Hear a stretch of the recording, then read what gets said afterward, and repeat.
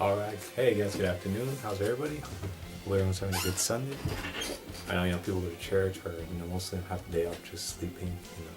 So that's always good, it's always good. So happy Sunday, October 26th, I think. It's the 26th. And yeah, it's almost Halloween this Friday, so, looking forward to that. Should be pretty fun. It's cool that it's on a Friday, which is why I actually didn't find that out till yesterday. That's how the 31st is on a Friday, this Friday. So that's pretty interesting, that's pretty cool. Well, besides that, wait, one more thing before I start reading the chapter 11 that we're on. I completed a CBX of P90X3. So I'm actually 2 days away from completing the first month of P90X3. And honestly, I haven't felt much more better. I feel healthier. I feel like I have more energy now. I feel like I don't get tired as fast. I don't get. The one thing I have noticed though is that I do tend to get to take like a nap, whereas before I didn't. And I feel like with a nap it helps me because it gives me more I get more energy. Well, when I wake up from an hour nap, I feel better. So, and people will tell you that your body needs as much sleep as it can, and naps are good. Like naps are good for you. They are good for you. They're not bad. They're good for you because it helps your body stay fresh. It helps your body recover from like a stressful day at work or anything. It's all good. It's all good. And I haven't gone. I really don't go to the gym now ever since I started this, and I still feel just the same. I feel like that this has helped me a lot too. I have a pull-up bar, I have a resistance band, and honestly, that's all I've needed for this. I honestly have seen a lot of improvement. I could even I showed my dad and my sister this. I could pop the chest now.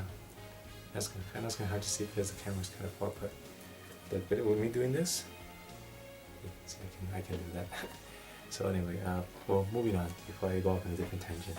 So we're gonna read chapter 11, which is simply called "Growing the Crew, Danger Looming Above the Horizon."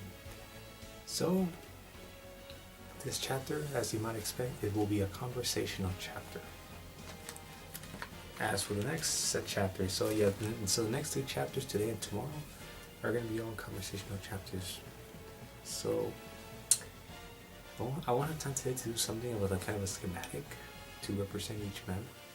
So what I decided to do was I'm going to essentially what I'm going to do is whenever a character speaks, I'm going to say the character with the symbol, and then I'm going to make his thing talk. Now I'm going to try to do different voices. I can only do so many voices unfortunately, but they all start sounding the same. But hopefully this will be a little much fun. Actually, these 3 chapters are one of my favorite chapters in the whole novel, besides the fight at the end. But we'll get to that later on. So for today, we're going to read chapter 11, simply called "Rowing the Crew, Danger Looming Above the Horizon." And as you can, we will also have a few more characters that will be introduced here. So that's interesting. So here we go. So let's go. Row. Gentlemen, we have a situation here. Unfortunately, our own commander has deceived us, and he did it deliberately to blame me for his own actions. Oh, what? Row. Exactly, for hence the reason why starting immediately, all command posts and regulation permission will not have to go through me. The operation to conquer Earth is a go. And then I have a little italics that says we meet the 4 comrades of Row, so basically these are his 4, henchmen of Row. Their names are Ludwig, Morab, Gazanov, and Klaus. So pretty interesting names that I picked up for these characters. And they're gonna have kind of different personalities, and you'll see why as I act it out. So here we go. Ludwig. Zara, wait a minute. Are you saying we are still going with the plan even after what the commander did to you? Isn't that asking a bit much? Ro. No, we are going to keep this mission alive. It's just that he won't be involved with it anymore. From now on, it will be on our own. Ludwig. But sire, do you really think we will be able to take over the Earth by ourselves? Ro. Yes and no. Morak. No? What the hell do you mean by no? Ro. Yes, because we will conquer the Earth and we will be victorious. Morak. And what about the no? Ludwig. Yeah, sire. What about the no? Ro, we won't be able to conquer Earth that easily without some help. Morak, we don't need help, sire. We can do it ourselves. We have the most technological weaponry on this ship, and there's absolutely no way that these Earthlings will stand a chance against our superior might. Ludwig, you know, Morak has a point there. How will Earth be able to defend itself when it is going up against the best of our weapons on this very ship? Well, I'll tell you how. We will own them in terms of brute military strength. That is not the problem here. But by any chance have you heard of chemical warfare? Ludwig. Yes, I know what it is, but I'm not sure why you are so worried about it. More. Exactly. Well, what do you mean? Ludwig.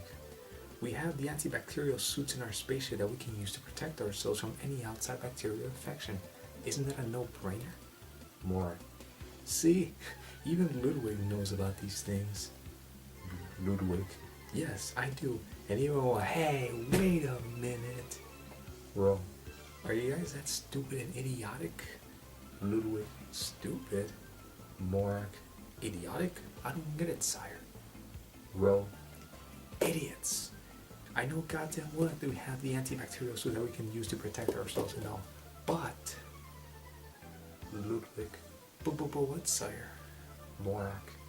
In all due honesty, I don't see the problem here. Bro, the nuclear weapons, the stuff that they give out.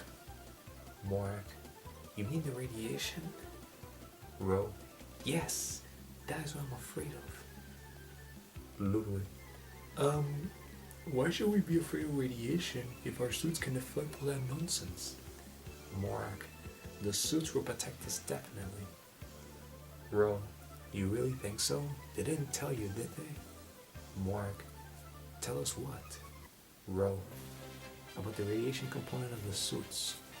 More, that would be a negative. Ro, I guess I never told any of you. Well, here's a load on the suits themselves.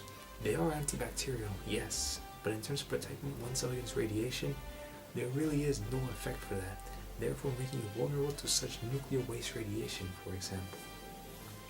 Ludwig. But what? No, this can't be true. Is it? Well, unfortunately, it is. Morak. So, isn't that saying our suits are pointless? Well, as long as they don't use nuclear weapons on us, we will be just fine. Morak. But we all know that is very unlikely at this point. Ludwig. And why would that be? Morak. Are you that dense? Ludwig.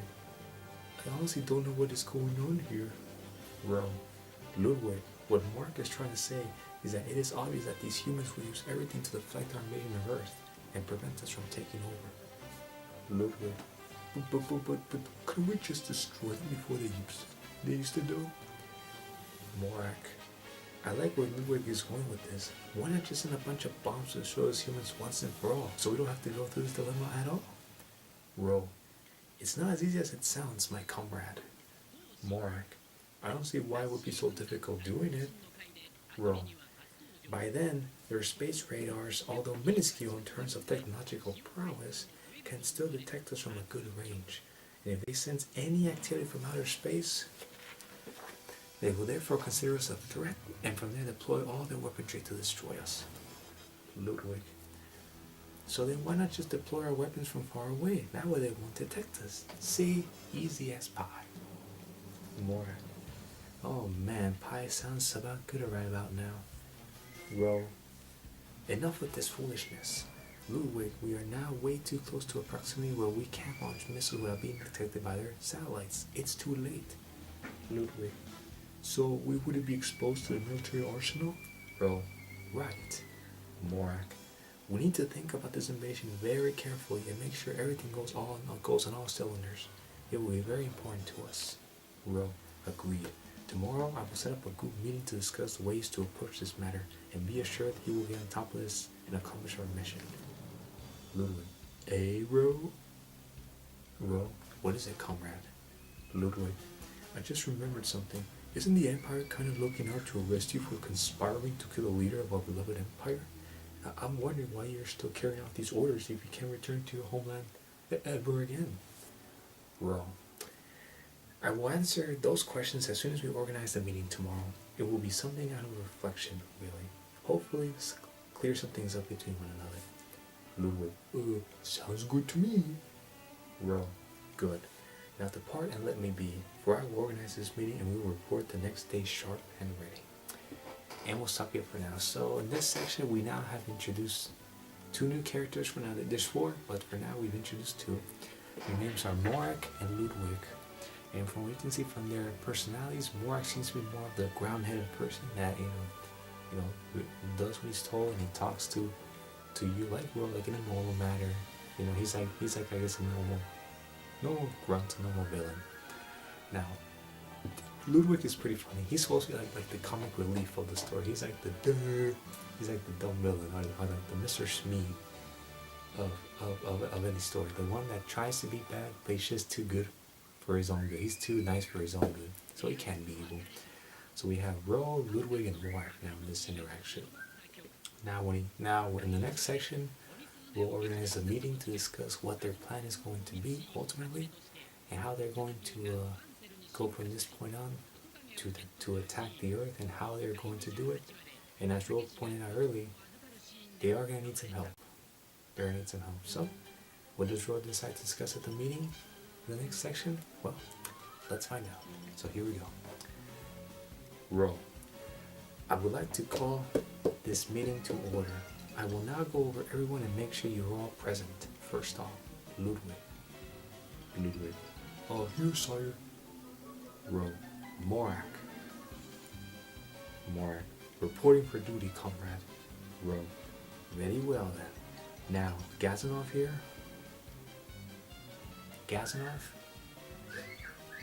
Ludwig. Maybe he's not here, sire. Morak, he probably went somewhere else on the ship. Ro, this wasn't supposed to happen. I told every single one of you to report to this official meeting at this time sharp. If you don't show up, well, that's your problem. Why I would, Gazanov. Oh, I'm coming, chief. Ro, there you are, Gazanov. I was about to rage about members not being present when they are supposed to be. Where were you anyway? Gazanov, just taking care of errands, chief. Ro, what kind of errands? Gazanov, I'd rather not disclose such information to other members if you would comply with my request. Ro, why wouldn't you? I'm sure any information that you hold would serve a worth and value to everyone else on the ship. Don't you agree? After all, we are all comrades here. Gazanov, I know that, but I still request that I shouldn't disclose such classified information that I behold to an open audience.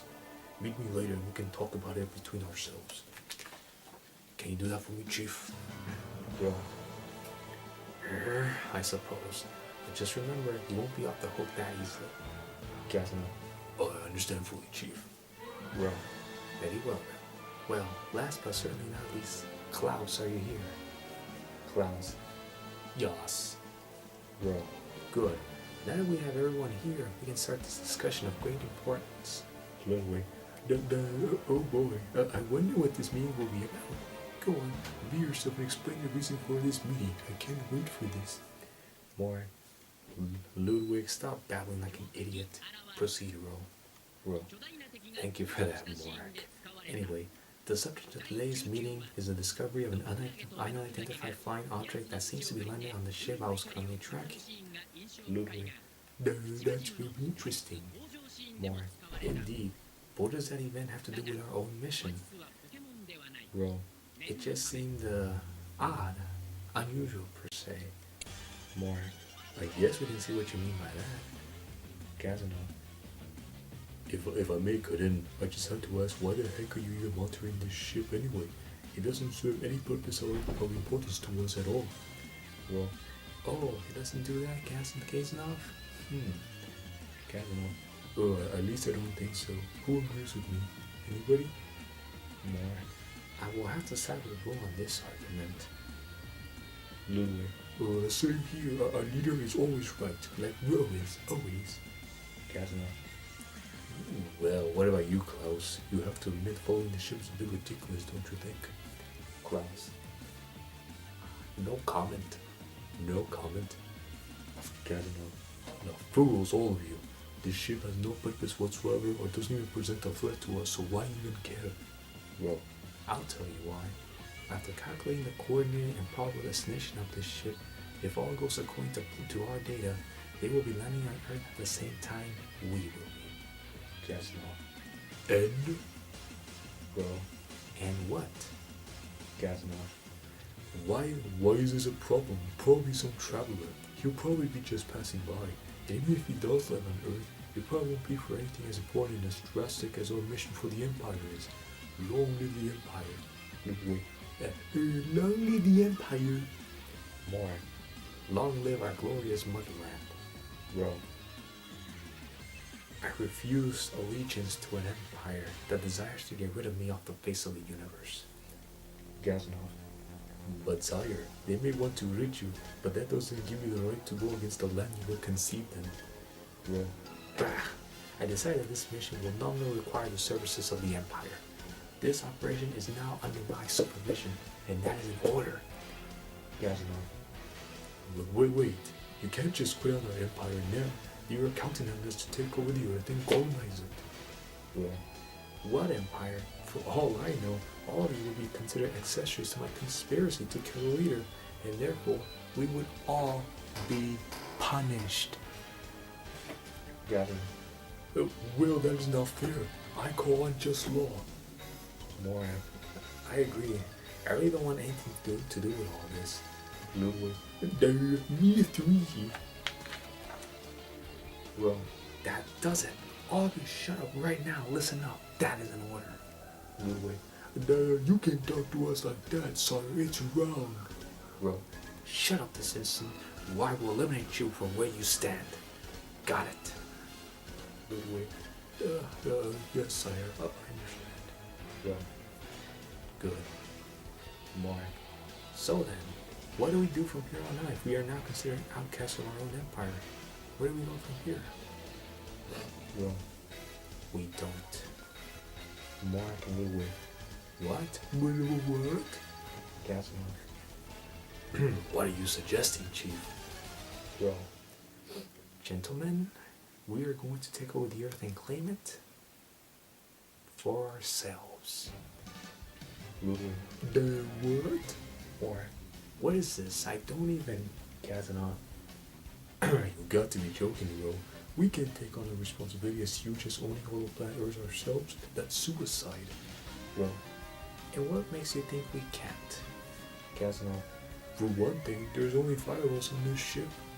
Well, go on. Gazanov. And there are like what? Billions upon billions of creatures on this planet, mammal and reptilian alike. And I don't see how we'll be able to pull a space-wide colonization of Earth ourselves. We are so outnumbered, it's not even funny.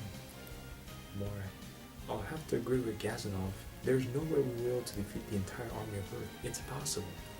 And I think that if we can take over the Earth, it's going to be difficult to rule it. I mean, how are we going to convince the people of Earth that we will become the new overlords of the galaxy, and that they will bow down to us in unison? Seems unlikely to me. Well, all of you have pretty pessimistic views about our chances of conquering the Earth. Is this what I'm hearing from you? Are you really cowards? Morak.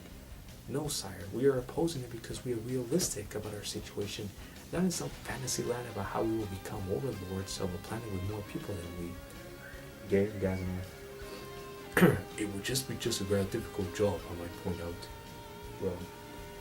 Well, we have already come too far to turn back down. So what? We are just gonna leave and not take a stab at it? Come on, we can at least try and take over. We took an oath under the Empire Coat of Arms, and although they are looking after me, I will still respect them because it is in fact my homeland. And remember that we all said under the Coat of Arms? Anyone?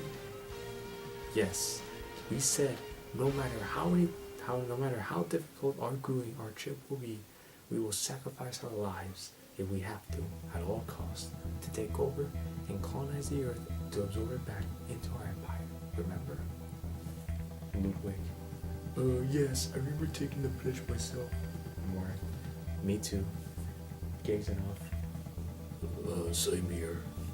Well, right. And the only difference here is that we are going to accomplish this feat ourselves. Because as we all know, we have been excommunicated. And we will be writing our own death warrants if we were to return to our empire. From now on, this will become a team effort. No individual for his own separate ways. We are comrades, and forever we shall always be comrades of our own allegiance, not to the empire. We can do this. I know we can, and we shall. Our apologies for sounding like a broken record, but we will not fail if we really, really try. Now, who is with me? Believing in the trust of our friendship will get us through. Wait. You know what, Master? You are absolutely right. I'm in favor of helping you accomplish the dream of our own empire. Well, I have nothing to lose at this point, so count me in. Gasping. Likewise. Well. And what about you, Klaus? Are you in with our team effort? Klaus? Okay. Well. Doesn't sound convincing, but I will take it. Ready to conquer Earth as the 5-team mad combo power? All except Klaus. Yes. Yes, sire. Klaus. Yes, my liege. Well. Klaus, can I speak to you for a minute alone? Mark. Hey, Ro, can we discuss something in private? Ro. Not now. I'm trying to talk to Klaus over here. Mark. Sire, it is urgent. Please comply with my request. Ro. Very well then. You are knocking out this jam, Klaus. You and I will have a serious talk once I'm done with Morak. Stay put there. And that's it. That's the end of chapter 10. 11. I'm sorry, I already lost track. This is the end of chapter 11. So, pretty cool, huh? This is like for the first time I was able to act to mimic 5 different voices in one video, you know. Hope it did okay. I know for me it's kind of hard to keep track of which voice was what character, but I feel like I did the best I could to do that. So essentially at this point, we finally get introduced to essentially most of the characters in the story. There is one more, but it's not till the very end, but we won't get to that till later on. So you know that for now. But now we have Ro, Ludwig, Morak, Gazmov, and Klaus, the 5-star members of the ship who are now going to go to Earth to colonize it, not destroy it like Psycho One would do, but to colonize it. And so then we have this interesting subplot in which Klaus seems to not really be as supportive or as conjoining with the group as everybody else. And Will begins to question what's going on here. And before he gets to talk to Klaus, Morak pulls him through a way to discuss a very important issue that just came up. What is that important issue, and what will happen with Klaus and Will's relationship later on in the story? Well, you're just gonna have to wait until next time. So with that being said, chapter 12 for Too Much Reading is simply titled Ro and the Crew Revisited, and Reanalyzed. So essentially, chapter 12 will be another conversational piece between Ro and his henchmen, and there will be a lot more plot twisting as the story goes on. So with that being said, I just want to say thank you so much for joining me on today's reading of the Chronicles of the Universe. Honestly, it's been a great pleasure for me reading this story back, because I didn't realize because now I can see how my writing has improved from then to now. So it's been a good accomplishment. I'm so glad I wrote this book too, because I feel pretty proud and very happy about it. But that's me.